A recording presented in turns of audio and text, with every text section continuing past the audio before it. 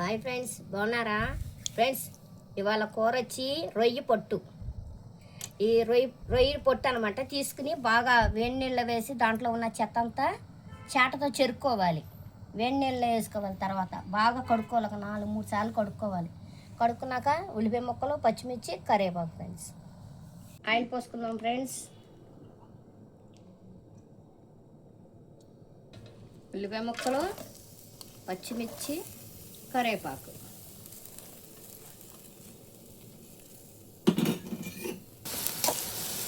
Friends కొద్దిగా మగ్గాలి friends. కొద్దిగా ఉప్పు వేసుకున్నాం. ఉప్పు వేస్తే ఏమవుతుందంటే తొందరగా మగ్గిపోద్ది అనమాట. కొంచెంగా అయిపోద్ది కూర అనమాట.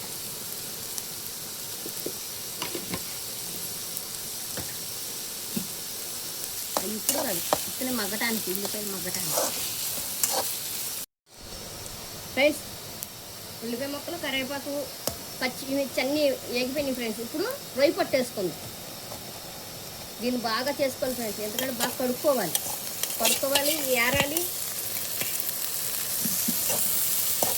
చాలా ఇది ఉంటుంది అనమాట. దోగర ఇవన్నీ ఉంటుంది. అల్లం వెల్లుల్లి పెట్టేస్తే వేస్తున్నా ఫ్రెండ్స్. దీంట్లో సన్న మంట మీద వేగాలి ఫ్రెండ్స్. ఇది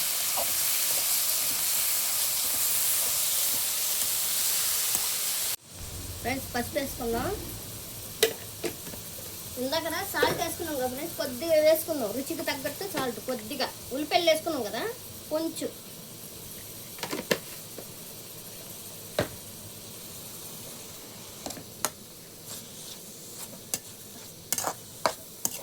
ఫ్రెండ్స్ కారం వేసుకుందాం. మగ్గిపోయింది ఫ్రెండ్స్, వేగింది కూర.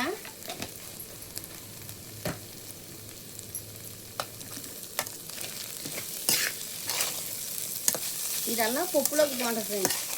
పప్పులోకి నంచుకుంటే సూపర్ కూడా అనమాట. కూర మాత్రం అన్నంలో కూడా కలుపుకోవచ్చు, బాగుంటుంది.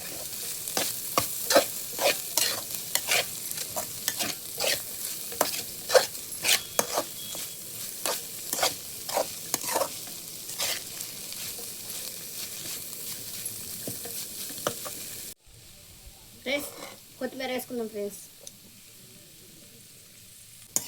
రొయ్య పట్టు కూర అనమాట.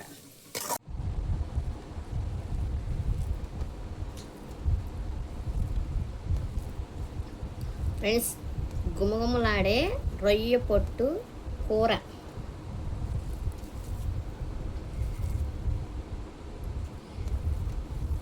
టేస్ట్ చేద్దాం ఫ్రెండ్స్. బా సూపర్గా ఉంది ఫ్రెండ్స్.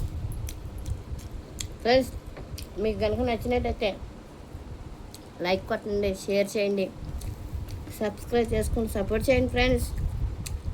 కామెంట్ పెట్టండి ఫ్రెండ్స్.